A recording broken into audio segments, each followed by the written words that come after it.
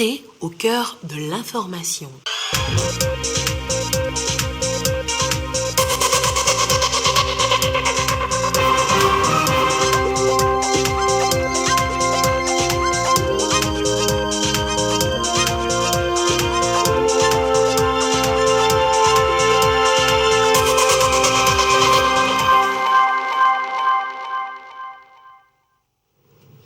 Il est l'heure du journal sur la télévision togolaise. Madame, monsieur, bonsoir. Et voici les titres de cette édition. La deuxième édition du marché international de l'artisanat Miato est officiellement ouverte sur l'esplanade du Palais des Congrès de Lomé. Jusqu'au 3 avril, l'événement va rassembler des entreprises artisanales pour plus de compétitivité. Et c'est Madame le Premier ministre Victoire Toméga-Dobé qui a présidé cette cérémonie d'ouverture. Et puis le tout premier sommet international sur la cybersécurité a pris fin ce jeudi. 2 jours ont permis aux représentants des pays africains présents de s'engager à tout mettre en œuvre pour une meilleure cybersécurité sur le continent noir. Retour dans cette édition sur ce forum qui a duré donc 2 jours. Voilà donc pour les titres. D'abord, cette information, on connaît désormais les nouveaux membres de la Commission électorale nationale indépendante CENI au Togo. Ils ont été élus par les députés à l'Assemblée nationale ce jeudi. Ils sont au total 17, issus de la majorité parlementaire, l'opposition parlementaire et extra-parlementaire, la société civile et l'administration. Nous reviendrons en détail et en images sur cette élection des membres de la CENI dans le courant de cette édition. Je le disais donc, on est depuis hier la capitale de la sécurité numérique. Le sommet international sur la cybersécurité s'est achevé ce jeudi avec l'engagement des pays africains de faire plus et mieux en matière de cybersécurité. La cérémonie de clôture dans ce reportage signé Dodo Waré. Cybercriminalité, cyberattaque, cybermenace, cybersécurité, des termes décortiqués ces 2 jours à Lomé. 2 jours dans le monde digital, le monde des hackers, cybergangsters, mafias d'Internet, escrocs et voyous du web pour trouver de quoi stopper les délits liés au numérique. Pour que toutes les parties prenantes puissent tirer profit des bienfaits de l'espace numérique, les États africains doivent, par la sensibilisation, la formation, la planification et une exécution concertée, assurer la souveraineté dans l'espace numérique. Comme nos vies intègrent davantage d'éléments numériques, la sécurité assurée par l'État ne peut pas uniquement s'arrêter au monde physique. Elle doit se poursuivre dans le monde virtuel. Cette sécurité passe d'abord par un cadre légal adapté qui prend en compte les nouvelles opportunités, mais également les nouvelles menaces cyber. Elle s'incarne ensuite par la sécurisation des données personnelles qui sont vitales. Elle se matérialise enfin par un écosystème capable de prévenir ou d'atténuer les risques cyber. Plusieurs recommandations, des stratégies communes. Le sommet de Lomé marque un pas décisif dans la mise en place d'une cybersécurité efficace en Afrique. Nous devons travailler à la mise en œuvre, d'une part, des solutions énoncées pendant ces 2 jours de travaux et d'autre part, des engagements que nous venons de prendre pour faire de nos pays des cyberespaces résilients. Il nous faut à cet égard multiplier les initiatives régionales et internationales permettant aux autorités et agences compétentes du secteur de cybersécurité de renforcer leurs capacités, notamment à travers la mise en place de formations et le partage de leurs expériences respectives. C'est le lieu de souligner l'importance cruciale de la coopération internationale en matière de lutte contre la cybercriminalité. Je souhaite vivement que vous puissiez emporter ce que nous avons défini ensemble comme l'esprit de Lomé. L'esprit d'une Afrique consciente des enjeux auxquels elle fait face à l'ère de la digitalisation du continent et du monde. Cette Afrique consciente de l'esprit de Lomé est déterminée à formuler des réponses communes et endogènes. Ainsi, nous assurerons un espace numérique africain sécurisé et prospère. Et ce n'est que le début d'une vaste collaboration entre États. Les enjeux sont là, les défis aussi. Reste plus qu'à démasquer dans les moindres recoins de l'Afrique les cybercriminels qui mettent à mal la sécurité et l'économie des États.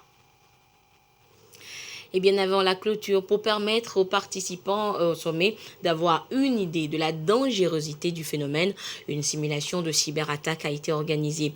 Des données personnelles de certains participants ont été piratées. Nous retrouvons Dodo Harry.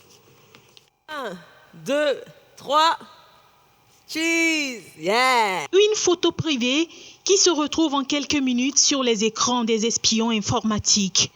Des mails piratés, des mots de passe traqués, des coordonnées bancaires volées ici même au sommet sur la cybersécurité.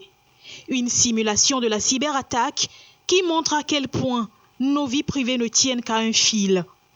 Il a juste fallu un câble trafiqué, le Wi-Fi du sommet et bien d'autres techniques pour accéder aux informations confidentielles. Ce type de câble justement nous permet de prendre le contrôle des téléphones, des appareils mobiles. Et donc on peut activer un micro, on peut passer des appels, on peut récupérer les données qui sont présentes sur le téléphone grâce à ce type de câble. La deuxième attaque, c'était le Wi-Fi. Nous avons évidemment mis en place des systèmes pour collecter toutes les informations qui transitaient sur le réseau. Et donc, nous avons pu avoir accès aux informations bancaires d'une personne, à des emails, au contenu d'emails et autres informations que nous avons pu montrer au cours de la démo. Et nous avons pu retrouver leur adresse physique, nous avons pu retrouver leur vrai prénom, leur vrai nom, nous avons pu retrouver leur numéro de téléphone et nous avons même pu retrouver leur mot de passe. Donc nous pouvons nous connecter à leur boîte mail et envoyer des mails comme si c'était eux. À l'ère du télétravail ou documents confidentiels, photos et messages privés, cartes de crédit peuvent être facilement piratés. La vigilance et les bonnes pratiques du numérique sont recommandées. On est passé rapidement sur plusieurs pratiques. Et ça commence par l'utilisation de logiciels à jour, l'utilisation d'antivirus. Ça continue avec tout ce qui est prudence en matière de navigation sur Internet. C'est à vous de garder la main sur votre tendance à cliquer. C'est à vous de faire attention sur tout ce que vous faites sur Internet, sur les différents usages qui ont inévitablement un impact sur votre portefeuille, par exemple. Des astuces importantes partagées entre participants pour se prémunir des cyberattaques. La cybersécurité est aujourd'hui au cœur des politiques publiques et favorise le développement socio-économique des États. Il urge donc de mettre en place un cadre sécurisé de confiance à travers des stratégies nationales et la collaboration régionale pour lutter efficacement contre la cybercriminalité. Les stratégies pour renforcer la collaboration régionale étaient d'ailleurs la thématique du dernier panel hier après-midi. Le compte rendu avec Christine Pétier-Caloudé. Nous avons aussi entendu un certain nombre de statistiques alarmantes. 31 millions d'attaques cybercriminelles en 2020 en Afrique du Sud, 16 millions au Nigeria la même année. Les incertitudes cybercriminelles se multiplient. Les pays ici présents sont engagés dans la lutte, chacun avec sa stratégie. En termes de coordination nationale, la nécessité d'avoir, par exemple, une chaîne de commandement en cas de crise, d'avoir des creusets d'échange, de savoir qui fait quoi en temps de crise, de savoir qui sont les acteurs de ce domaine-là. Donc c'est ce que nous essayons de mettre en œuvre au sein de ce sous-volet-là de l'Axe, qui est la coordination nationale. Le Ghana fait partie des 5 pays qui ont ratifié la convention de Budapest et de Malabo, les 2 conventions. Le Ghana également a voté une loi intéressante sur la cybersécurité qui a été promulguée en 2020. Nous avons pu créer un écosystème de cybersécurité dans lequel aussi bien les agents étatiques, les acteurs étatiques sont assis autour de la table et collaborent. La cybercriminalité est transfrontalière. Il faut aujourd'hui aller au-delà des stratégies nationales. Le Togo s'appuie déjà sur les communautés.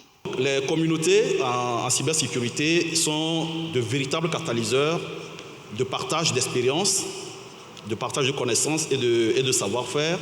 à partir des systèmes d'adressage aujourd'hui et puis des outils techniques. On sait exactement d'où vient une attaque informatique. Il faut encourager et renforcer les capacités de ces communautés pour une résilience de nos CERT. Les actes cybercriminels ont réduit le PIB de l'Afrique de plus de 10% en 2020, d'où la nécessité de renforcer les stratégies de collaboration régionale pour un continent plus résilient. Et autre actualité, nous vous l'annoncions hier, le marché international de l'artisanat du Togo, Miato, est ouvert. Et ce jeudi, c'est le Premier ministre Victoire Toméga Dobé qui a procédé au lancement officiel de la 2e édition de cette initiative qui veut permettre de booster l'artisanat qui contribue à 18% au PIB du pays. Elia Gbanyadao Yataratem pour le compte rendu. Miato, 2e édition du marché international de l'artisanat du Togo, inauguré ce jeudi. Les artisans, bien présents à cette cérémonie solennelle, présidée par le chef du gouvernement, Victoire Toméga Dobé.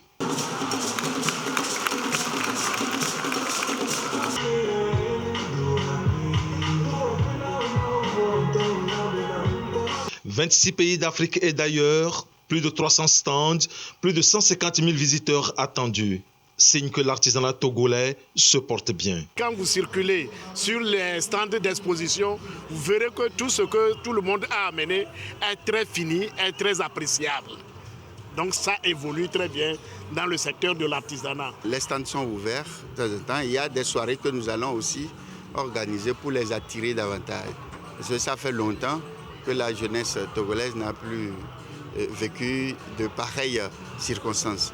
Nous avons compris que les artisans veulent travailler, veulent vendre. L'artisanat, un secteur essentiel pour l'économie togolaise, sa contribution au PIB, 18%. Pour le gouvernement, il est question de mettre en avant le savoir-faire des artisans et leur offrir une visibilité africaine et internationale. Au-delà de l'inscrire au rang des priorités nationales en matière de développement, le gouvernement, sous le leadership éclairé du chef de l'État, son Excellence Faure Essouzimna Gnassingbé, mobilise des moyens conséquents au profit du secteur de l'artisanat pour lui permettre d'émerger davantage et jouer efficacement son rôle dans le processus de développement économique, social et culturel de notre pays. Cette option stratégique de faire de l'artisanat un précieux canal de création de richesses au profit des acteurs et l'émergence économique de notre pays se révèle à travers les appuis multiformes apportés à ce secteur au cours de ces dernières années et qui sont traduits par des actions concrètes, tangibles, au profit des artisans. Miato 2022, c'est 12 jours d'exposition, 2 panels, 3 communications en lien avec le thème de cette année, entreprise artisanale et compétitivité. Hors du Togo, la Cour de justice de l'UEMOA demande la suspension des sanctions économiques contre le Mali. Une décision qui intervient alors qu'un nouveau sommet de la CEDEAO consacré justement à la situation au Mali est organisé demain vendredi. C'est une ordonnance qui sera sans nul doute bien accueillie à Bamako alors qu'il fera grincer des dents dans plusieurs autres capitales ouest-africaines. La Cour de justice de l'Union monétaire ouest-africaine a ordonné la suspension des sanctions prises contre le Mali le 9 janvier par des chefs d'État de la CEDEAO, des mesures consécutives au refus de la junte malienne de proposer un chronogramme de la transition conforme aux attentes de la communauté des États d'Afrique de l'Ouest. Au nombre des mesures figure la suspension des transactions commerciales et financières des États membres de la CEDEAO avec le Mali, hors produits de grande consommation et de première nécessité, le gel des avoirs du pays dans les banques centrales de l'organisation régionale et les banques commerciales des États membres, entre autres. La Cour de justice de l'UEMOA avait été saisie par les avocats du gouvernement malien le 15 février. Les couteaux restent tirés entre la CEDEAO et Bamako La dernière visite de la délégation de l'organisation dans la capitale malienne dimanche a une nouvelle fois accouché d'une souris. Et retour en page nationale où le gouvernement est toujours résolu à promouvoir l'excellence en milieu scolaire. Après les lacs, la semaine dernière, place à la région éducative du Grand Lomé ce jeudi. L'excellence en comportement et en orientation scolaire était au cœur des préoccupations entre les échanges entre les membres du gouvernement, les enseignants et apprenants des établissements du Grand Lomé. Le compte rendu avec Ulrich Amega. Tous humaines de qualité. Aujourd'hui, pour nous, c'est vous.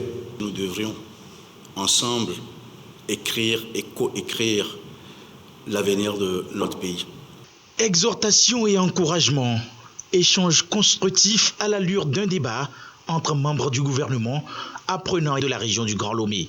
L'excellence en comportement et en orientation en milieu scolaire retient les attentions. Pour développer nos chers pays, le Togo, on a besoin d'être excellent. Nous avons vraiment apprécié cette communication et nous devons maintenant élargir cette communication au reste des élèves. Choix des séries et filières porteurs, conditions d'accès aux différents domaines à l'université, détection d'un modèle impactant.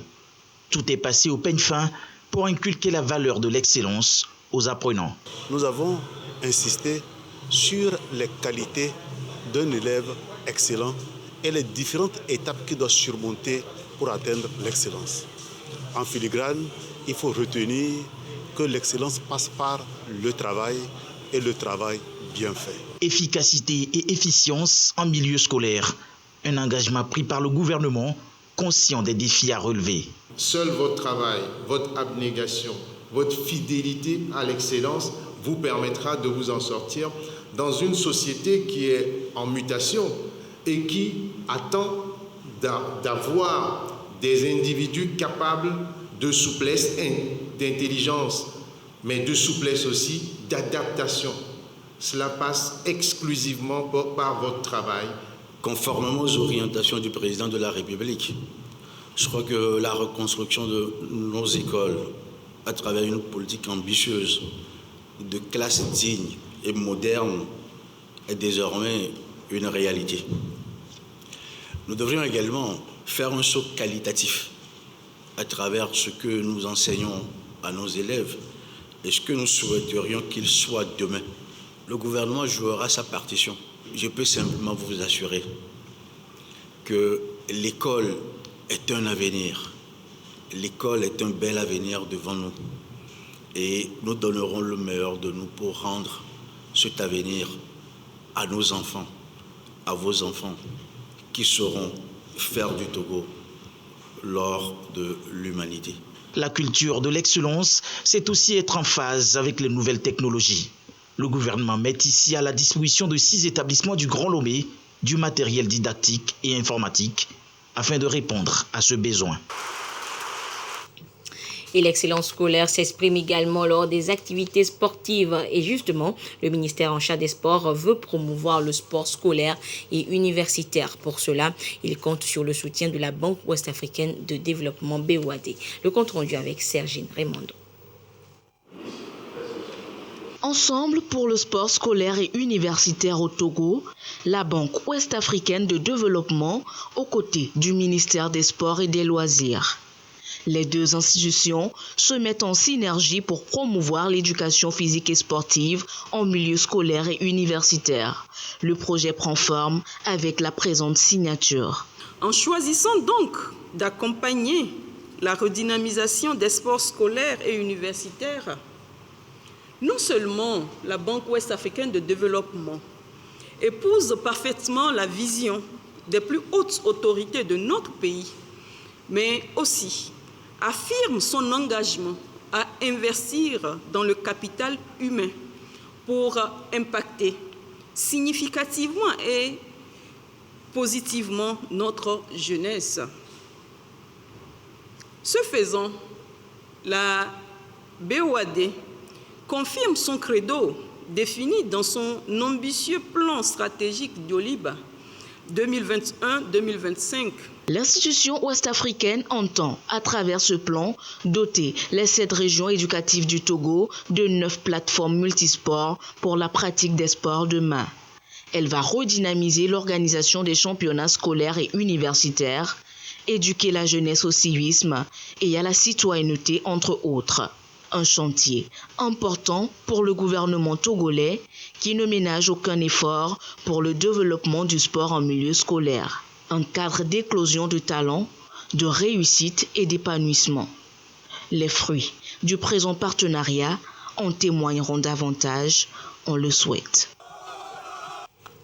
On parle depuis ce jeudi à Lomé d'économie sociale et solidaire. Le forum FECOSOL offre un cadre de discussion entre entrepreneurs sociaux et financeurs pour mieux s'imprégner du concept et travailler ensuite pour sa promotion. Et surtout, amener les jeunes en quête d'emploi à développer des projets économiques à fort impact social, c'est-à-dire qui contribuent à la résolution des problèmes sociaux. Voyons cela avec Clarisse Aticlet. C'est le premier des panels qui vont meubler le forum de l'économie sociale et solidaire au Togo, FECOSOL. Des experts partagent leur analyse, leur vision et surtout leur compréhension du concept d'économie sociale et solidaire.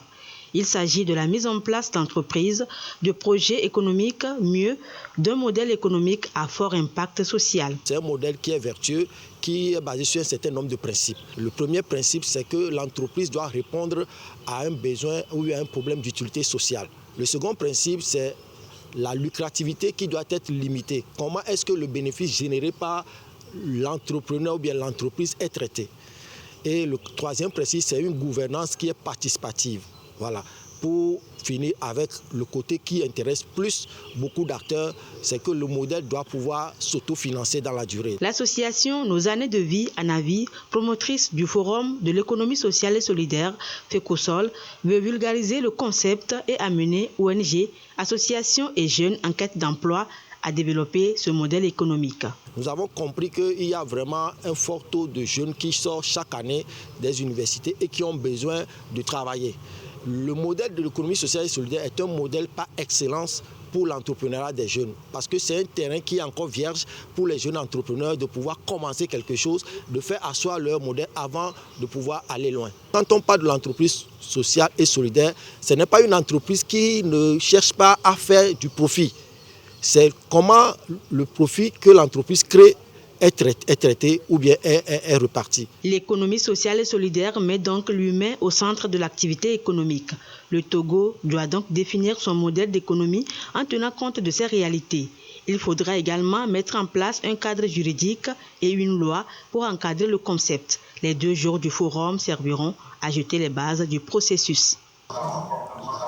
Un autre forum se tient également à Lomé. Il s'agit du Forum national de redevabilité du secteur minier. Les différents acteurs font le bilan du projet de développement et de gouvernance minière au Togo. Et il s'agit d'examiner l'exploitation minière dans les localités du pays, voir l'impact sur la vie des populations et surtout de faire des propositions pour plus de transparence dans la gouvernance minière. Le compte rendu avec Antoinette Komao. Va voir. Le secteur minier est l'une des composantes essentielles au développement économique du Togo. Il contribue au développement local grâce aux revenus qu'il génère au profit des communautés. Il y a le comité de partie de zone Ouassem, il y a zone SCAN, il y a zone SNPT. Ce comité va gérer les surplus, les chiffres d'affaires que les industries minières vont faire, doivent faire un versement de ce pourcentage pour quand même contribuer au développement local. Et on a pu quand même construire un bâtiment scolaire dans mon établissement, ce GLC. Le projet de développement et de gouvernance minière mis en œuvre depuis 5 ans déjà permet aux différents acteurs de faire face aux défis économiques, environnementaux et sociaux. Et ce Forum national de redevabilité est une opportunité pour évaluer le chemin parcouru. Toute entreprise minière, avant de s'installer, fait une évaluation environnementale et sociale ou un audit environnemental et social qui lui permet de définir au préalable les effets négatifs surtout et les solutions à envisager pour corriger, du moins limiter ces impacts négatifs-là. Et ça, cela se traduit par des actions à entreprendre, soit économiquement, sur le plan environnemental, sur le plan social. Si une entreprise verse de l'argent à un comité villageois de développement ou à une commune, la commune doit pouvoir rendre compte à la population. La population, éventuellement, qui bénéficie, doit pouvoir aussi dire, eh bien voilà, nous avons bénéficié de cela ou de cela. Développer le secteur minier au Togo permet donc d'adopter de bonnes pratiques de bonne gouvernance liées à la transparence, la redevabilité et l'efficience dans la gestion des ressources minières. Et l'Agence nationale de la sécurité alimentaire, ANSAT, mobilise les stocks de sécurité dans le pays. Et au magasin de stockage à Aguatopé, la mobilisation se poursuit. Et le but est également d'arriver à juguler la flambée des prix sur les marchés. Le compte-rendu de cette visite avec Ramdan Bassina. Des stocks de maïs, de sorgho, de haricots. Le stock de sécurité de l'ANSAT se constitue à grands pas. Faire barrage à la flambée des prix des produits agricoles, accompagner les producteurs, le gouvernement à travers l'ANSAT est sur tous les fronts. Au magasin de Aguatopé, on s'active. Nous avons constaté que la majorité des stocks sont rentrés dans le cadre des opérations d'avance sur commande que nous avons lancées en septembre passé et les opérations d'achat continue pour pouvoir renforcer les stocks qui sont dans ce magasin.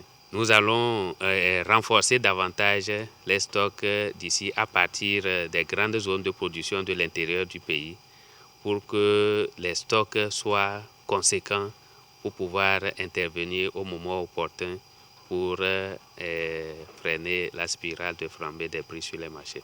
Le suivi permanent des prix sur les marchés, opération d'achat ordinaire pour une riposte efficace face à la flambée des prix, ce sont là quelques stratégies. Au niveau de l'ANSAT, nous avons eu des instructions pour lancer en septembre passé l'opération d'avance sur commande. Et dans la région maritime, il y a au total 332 tonnes qui sont octroyées et que pratiquement ce stock est déjà rentré. Et d'ici la fin de ce mois, ce stock sera totalement bouclé. Et de plus, il y a l'opération d'achat spéciale que le gouvernement a appuyé l'ANSAT à lancer. Et ces achats sont en cours pour pouvoir renforcer le stock de sécurité. La troisième opération, c'est l'achat de riz paddy. Et au moment opportun, l'ANSAT pourra intervenir et mettre ces stocks à la disposition de la population. Appel est lancé aux producteurs de communiquer leurs stocks disponibles aux chambres régionales d'agriculture. L'ANSAT rassure les consommateurs. Le gouvernement multiplie les efforts pour sortir de cette spirale qui affecte les pays de la sous-région. Nous évoquions tout à l'heure la promotion de l'excellence en milieu scolaire avec cette rencontre du ministre en charge des enseignements primaires et secondaires et celui de la communication et les élèves du Grand Lomé. Eh bien, une compétition promeut également cette excellence scolaire. Elle est à sa 5e édition et la finale a eu lieu donc la semaine dernière dans les Savanes. Et c'est une initiative de l'association Culture pour le développement. Le compte rendu avec Gérard Lagodou sur place. La phase finale de l'édition 5 du concours Excellence scolaire a mis aux prises 4 établissements issus des préfectures Oti et Oti Sud. Lycée d'enseignement technique et de la formation professionnelle de Mango, Collège catholique Monseigneur Pierre Barthélemy Arion de Mango, Lycée de Nagbeni et Lycée de Gando. L'association Culture pour le développement n'a qu'un seul intérêt, c'est l'épanouissement de la jeunesse. L'avancement de l'éducation, que nos chers frères apprenants puissent prendre leur mission au sérieux. Et sur le podium, les compétiteurs ont démontré leur talent à travers des sketchs, challenges, interprétation musicale et chorégraphique, puis présentation du journal télévisé. Tout est conçu et présenté en lien avec le thème général, la lutte contre la Covid-19 et la préservation de l'environnement. Les prestations ont duré plus de 6 heures d'horloge et au jury de trancher pour mettre fin au suspense. Le collège catholique Monseigneur Arion arrache la première place et remporte 500 000 francs CFA, des kits scolaires et du matériel didactique d'une valeur de 200 000 francs CFA, puis le trophée mis en jeu. Je profite également pour dédier cette victoire au chef de l'État, son Excellence M. Foreso Zimbabwe, car le thème de cette compétition, c'était Covid et environnement. Nous tous, nous avons vu son leadership pendant la lutte contre le coronavirus dans notre pays. Et donc, nous lui dédions cette victoire chaleureusement et nous la dédions également à notre directeur. Le deuxième prix est allé au lycée technique de Mango, suivi du lycée de Nagbeni 3e, puis le lycée de Gando a clôturé le podium. Vu la motivation du public des établissements, en tout cas, nous, à notre niveau, c'est ce qui fait notre fierté. Que les groupes scolaires participants repartent avec plein de sourires. Le prix spécial meilleur encadreur est également raflé par le collège Monseigneur Arion. Le collectif des artistes de Mango a également apporté sa touche à l'événement.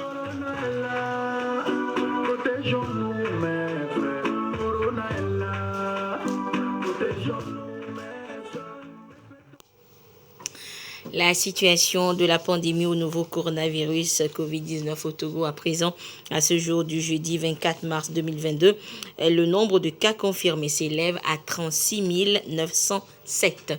5 nouveaux cas enregistrés depuis hier. Le nombre de personnes guéries est de 36 581. Un nouveau guéri enregistré depuis hier. Le nombre de cas actifs est de 54 et le nombre de décès est de 272. Un communiqué signé par le ministre en charge de la Santé, professeur Moustapha Mijiawa.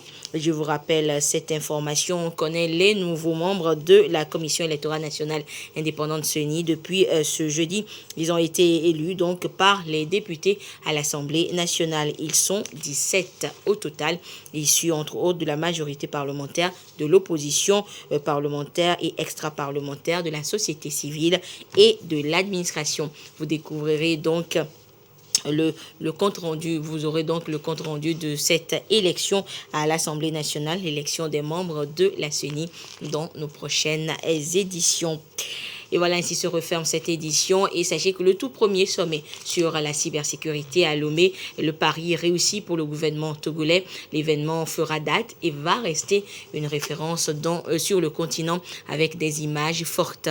Et je vous laisse suivre à présent ce mini-film qui revient sur les temps forts de ce grand rendez-vous qui vient de s'achever dans notre capitale. Excellente suite de nos programmes. Au revoir. Distingués invités, mesdames et messieurs, c'est pour moi un immense plaisir que de m'adresser à vous ce matin pour vous souhaiter très chaleureusement la bienvenue à Lomé à l'occasion du sommet de la cybersécurité. Il nous faut créer les conditions nécessaires pour faire émerger une marque, une référence, une nouvelle génération d'entrepreneurs dans le domaine du numérique qui laissera une empreinte et qui traversera l'histoire. Pour une Afrique qui cherche l'emploi, nous avons besoin de créer 6 millions d'emplois chaque année sur le continent. Sûrement, le secteur de cybersécurité est un secteur digital qui a beaucoup d'avenir pour notre jeunesse.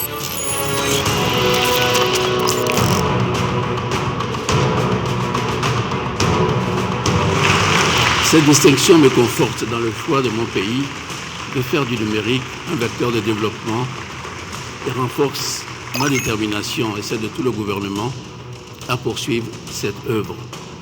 Et je voudrais très amicalement aussi associer tous les ministres des pays frères à ce prix. Je crois que c'est un encouragement pour le continent africain, pour les chefs d'État africains à aller dans ce sens.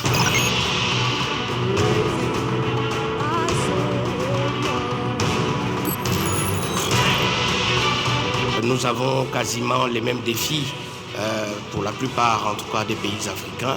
The citizens' understanding. I think there is still a bit of a gap in terms of understanding the cybersecurity risks that exist. Le numérique est un catalyseur en termes de développement. Maintenant que nous avons les infrastructures, il faut qu'il y ait une réglementation. Et si vous avez la réglementation, il faut qu'il y ait un gendarme.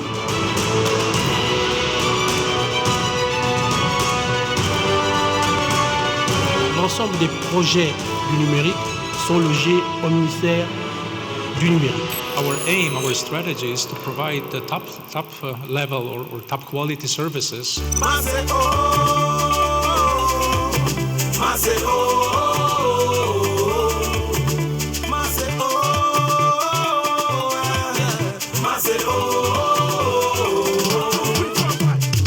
Bonjour et bienvenue à cette deuxième et dernière journée du sommet. Permettez-moi, s'il vous plaît, mesdames et messieurs, de faire un selfie avec vous. Cheese! Yeah! La photo est top et mon téléphone c'est encore éteint. Vous avez pris le contrôle de mon téléphone? Nous avons pris le contrôle de ton téléphone. Comment?